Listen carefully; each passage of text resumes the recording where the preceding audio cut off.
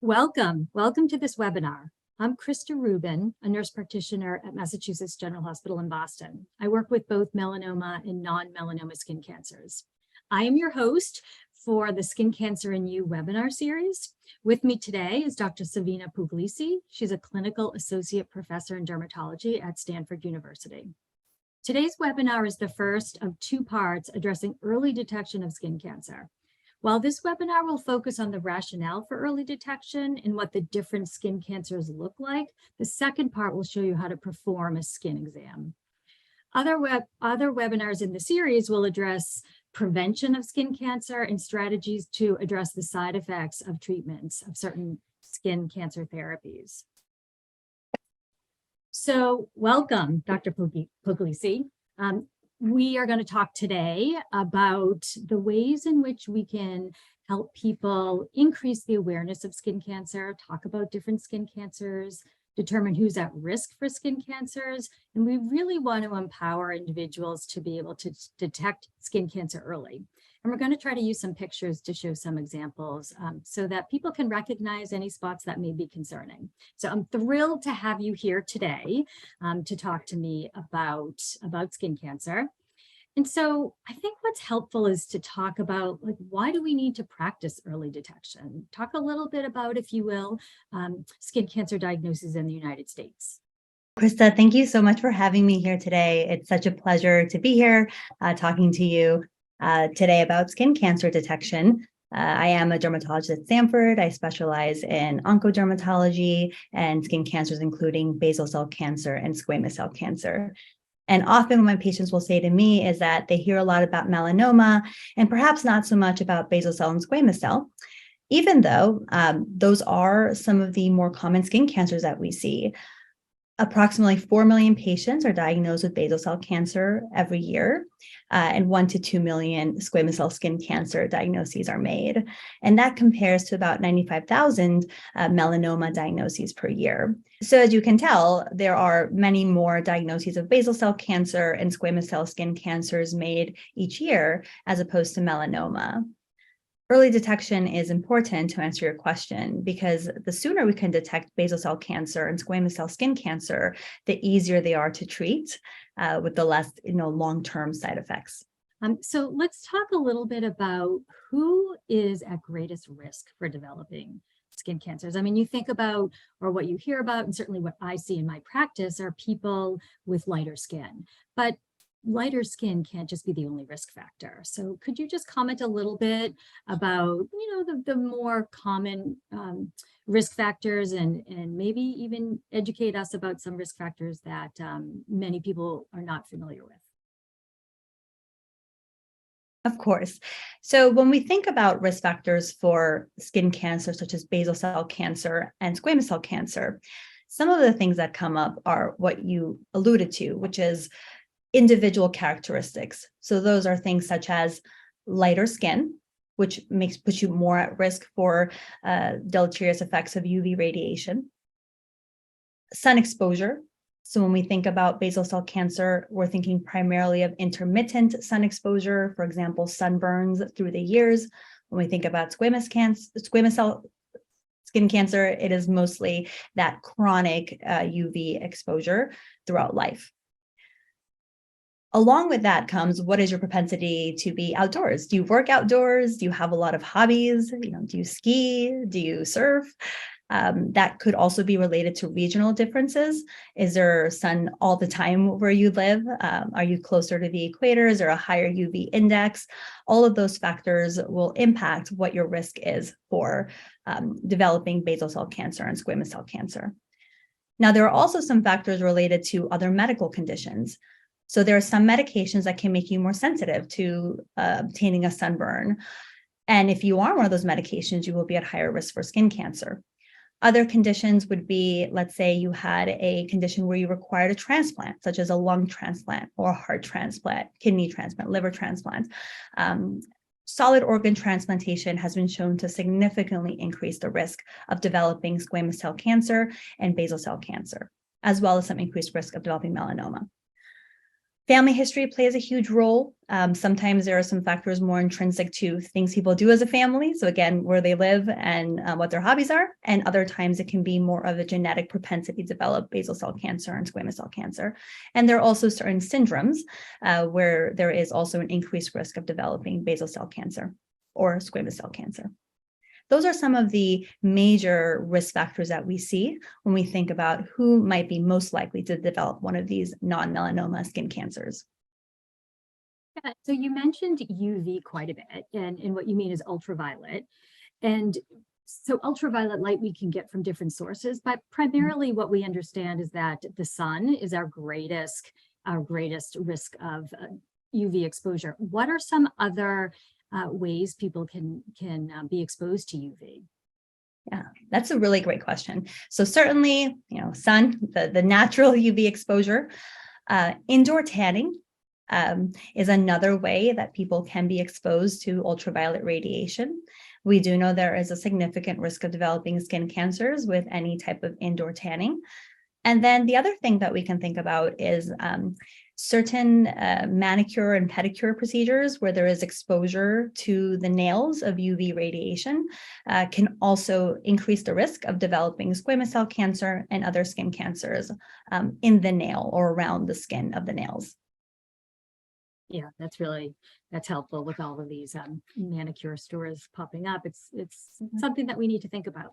So essentially, the large majority of folks that have skin cancer are generally of lighter skin, but it's really important to know that skin cancer is colorblind. So really, it doesn't matter what color your skin is, what shade, or skin cancer can happen. And I think that's a message that's missed a lot of times. And the myth is that you can only get skin cancer if you have light skin. So I definitely think it's important for folks to know that skin cancer is colorblind. Yes, absolutely agree with you there.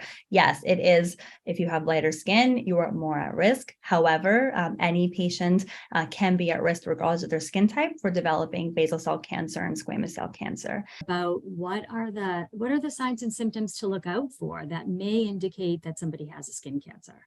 Yeah. Great. So one of the first things I counsel patients on, because I think there is a lot of education around melanoma. So often patients will come to clinic and they're mostly focused on moles or brown spots or black spots or changing spots that are in that mole family. And I always do explain that with squamous cell and basal cell cancer, we're often looking for pink or red spots, not always. And we'll see some photographs of that later on. But we're looking for spots in addition to moles that could be new, changing. Things that we really, pique our interest are going to be bleeding, spontaneous bleeding, generally not a good sign. Sometimes spots can get irritated. They get scratched or they catch on something and then they can bleed. But we don't like things that just bleed with absolutely no trigger. Another thing is pain. So if there is a painful spot, that's going to definitely, raise some red flags because we do know that often skin cancers can be painful. Not always, but in some cases they can be. So it's always helpful to look out for spots that are painful. Other times it's like a non-healing wound. So a patient might recall maybe having an acne bump or maybe having an injury, but it doesn't seem to heal. It's not resolving or going away the way that spots usually tend to go away. And that might also alert us that this might not be an actual wound, or it might not be, sometimes rashes that patients might notice a pink spot on their skin. And usually they have eczema, which is a dry skin rash. And then it usually goes away with moisturizer. But there's one spot that's persisting. So in general, spots that aren't acting the way they usually do on their body, that are new, that they're unclear what they might be, or if they have those symptoms of pain, bleeding, and then change. So growing quickly, changing in color, doing strange things, I always say. I remember I saw a number of patients in the past, men specifically, that thought that they cut themselves shaving, and that shaving irritation never went away. And that is a red flag to me, because when I hear a man says, "Oh, this, I cut it shaving and it just has never gone away," that is a red flag for, could be a skin cancer and needs to be checked out. So face is common, Yeah. which brings me to my next question is, what are the body parts? Like, what areas of the body should we focus on that are more likely to have skin cancers develop than others? So that's a great question. And we talked a bit already about UV exposure. So certainly any place that is more likely to get a sunburn or a tan. So generally the sun exposed areas of skin. So for most people, that's going to be the face, especially the nose, the forehead, the ears, the places that are often unprotected. We think about the upper chest, also getting a significant amount of sun exposure. Tops of the hands, places that have this chronic sun exposure. And then there are other places. So sometimes for men that they might go to the beach or the pool or be outdoors without a shirt on, the entirety of the chest and back, or abdomen could be affected. For women, oftentimes it might be the lower legs if they're wearing shorts or they're wearing skirts and there's this kind of chronic sun exposure on the back of the legs or the front of the legs. In thinking about nails, we talked about manicures and pedicures. We really want to be mindful also of changes to the nails and the hands and the feet, because those are other places that skin cancer, squamous cell cancer, or basal cell cancer could develop. And then I also always counsel patients to check the genital area. We know that some skin cancers, some squamous cell skin cancers, have a human papilloma virus connection. So some spots that could look like warts, but maybe are growing more or bleeding or not responding to usual wart treatment could be worrisome for squamous cell cancer. And that can sometimes develop on the genital skin or the skin around the buttocks as well. Yeah, that's great information, because that's certainly not out there, and you don't think about, the sun doesn't shine in those areas. So it's not particularly a place that people are educated to look for. So that's really good information. And for women, with their hairlines in particular parts, or men that are losing or have thinning hair, the scalp is another area that really warrants close attention, because you may not be able to see, but you can feel the scalp. So I always counsel patients to make sure, like when you're shampooing, pay attention to any lumps or bumps on the scalp. So good information. Yes.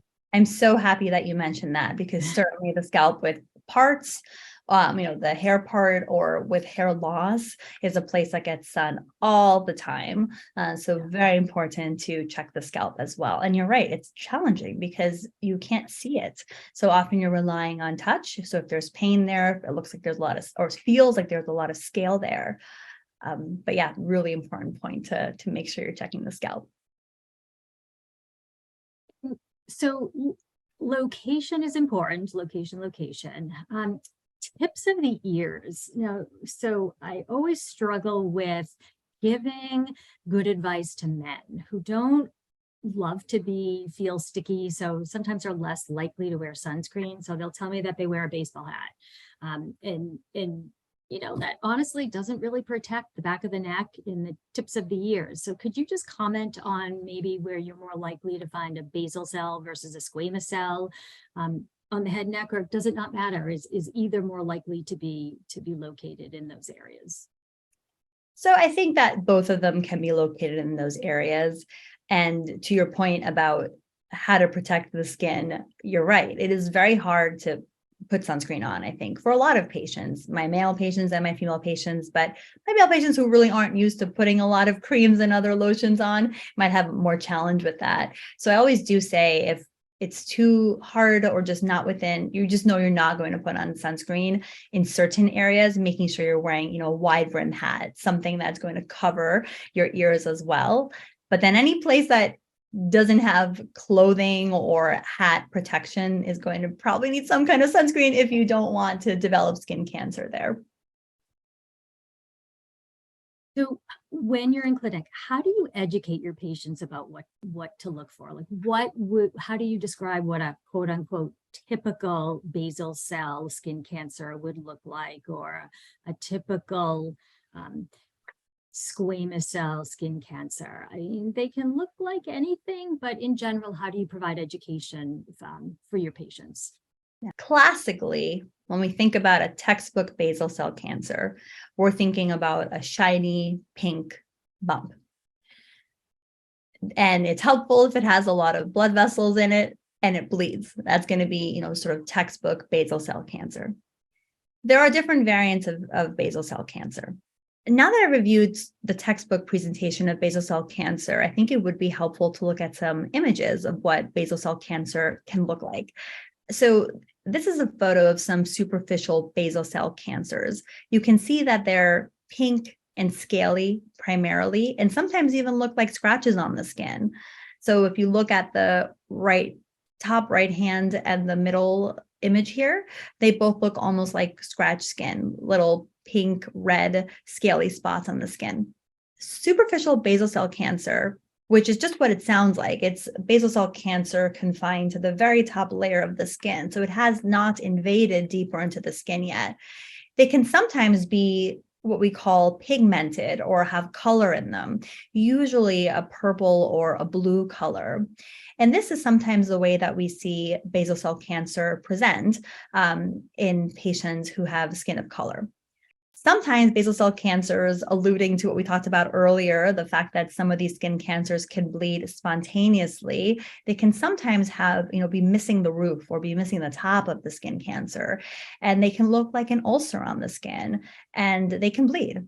And these are usually ones that tend to be painful as well.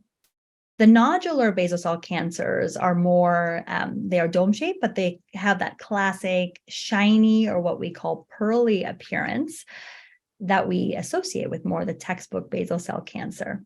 And basal cell cancer can also sometimes mimic a scar. So they can have what we call this morpheaform appearance, where there are areas of the skin that look thinner or maybe a little bit more firm if you were to touch it than other surrounding skin. So that was really helpful to see those photos. I think a picture is worth 1,000 words, as they say, but seeing what one or two or three of them can look like can just help us pay attention a little bit more to our skin. And so one point that I think is really important to make, and I'd love to hear your experience describing this to patients, is that most basal cells are very easy to treat when caught early. And it would be helpful for folks, I think, to hear about, like, are these tumors, and they are tumors because they are skin cancers, are they concerning? Do I have to worry about how quickly they're going to grow? Talk a little bit about overall prognosis for basal cells. I think that's really important to make the point. I agree with you, Krista. I think that getting a diagnosis of cancer can be really emotionally impactful for a lot of our patients. And also I see patients that have other cancers. And then when they hear, oh no, skin cancer too, it can be feel really distressing. But I always do highlight the fact that if you're going to choose a skin cancer to get, basal cell cancer is going to be the best one, if we can even call it that. The vast majority of them are treatable with only surgery. And it's a, minor surgery. It's an outpatient procedure. So I do think that it's really important for patients that might be afraid to have a spot checked because they're worried they're going to get a diagnosis of cancer. The sooner we can diagnose basal cell cancers, the better. For superficial basal cell cancer, we can often treat with a topical chemotherapy cream, or there are other creams that we use. So we don't even need to do any surgery for those in certain cases.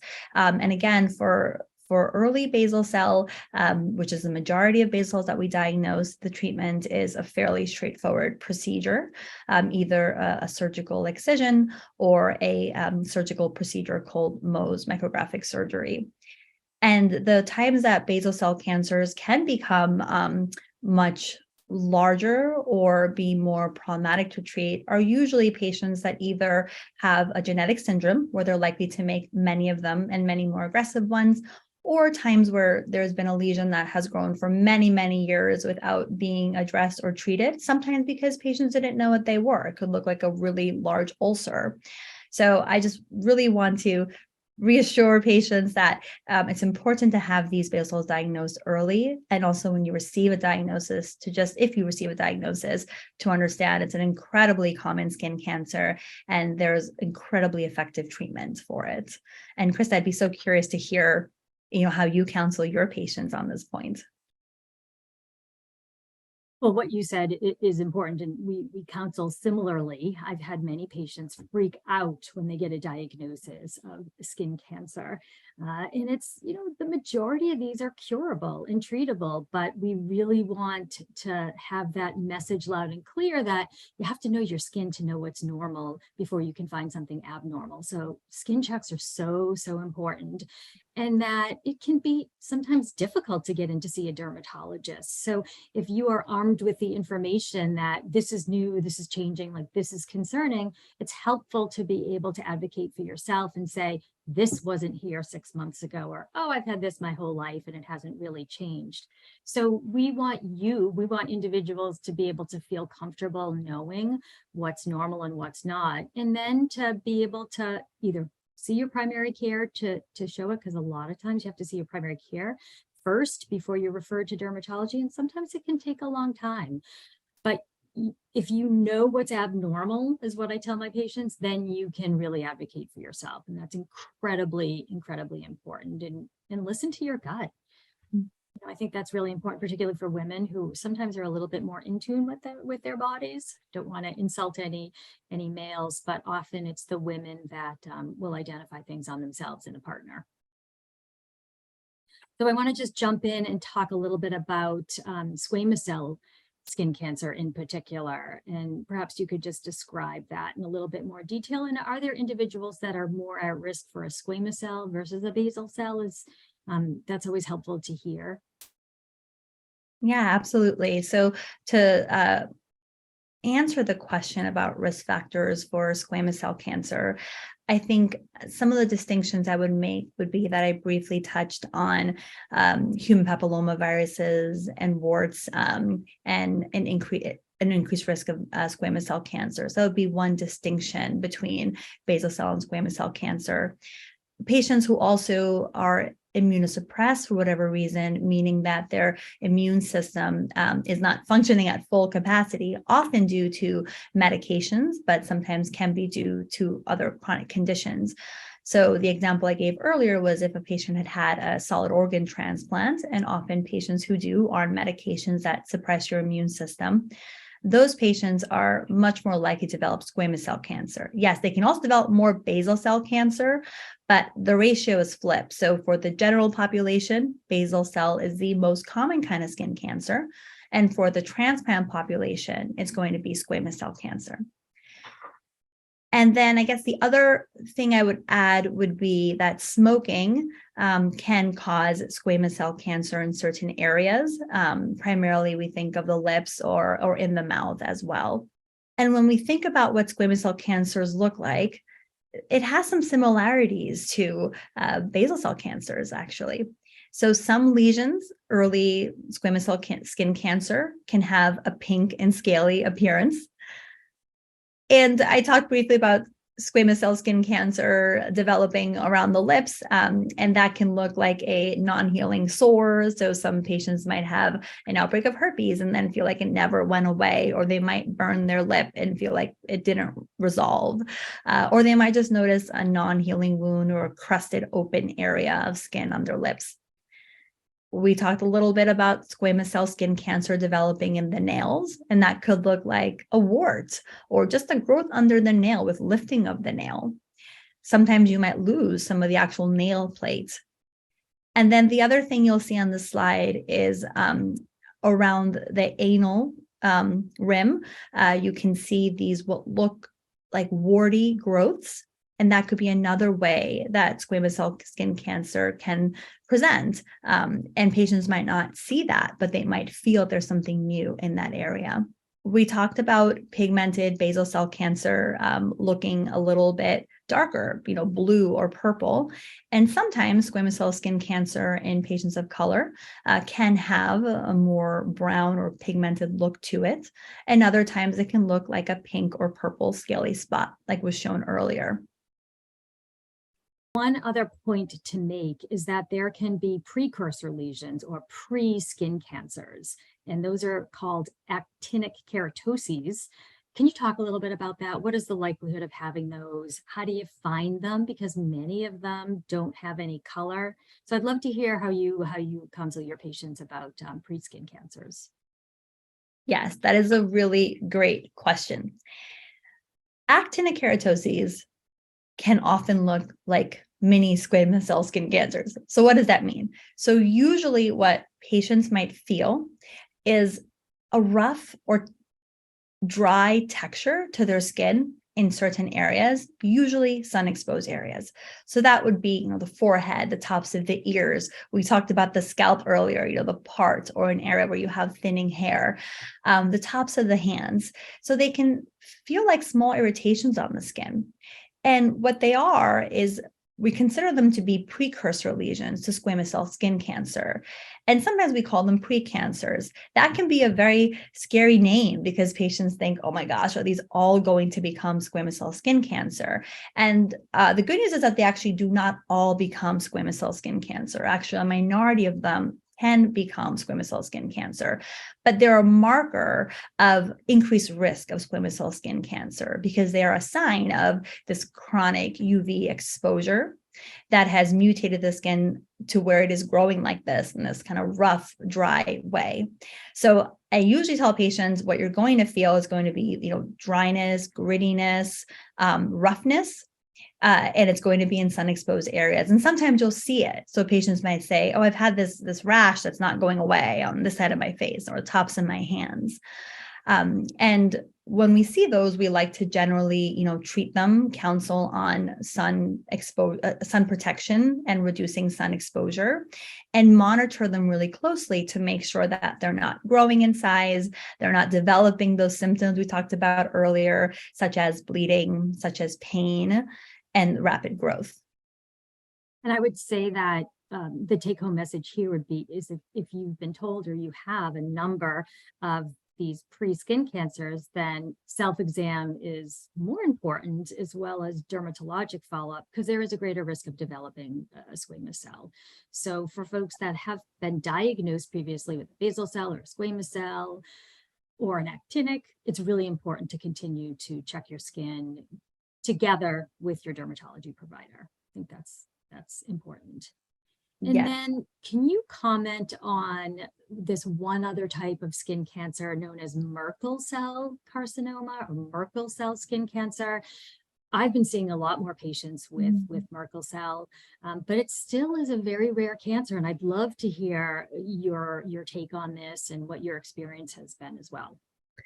Yes. So Merkel cell skin cancer is a much less common kind of skin cancer, but it can also be a more aggressive kind of skin cancer.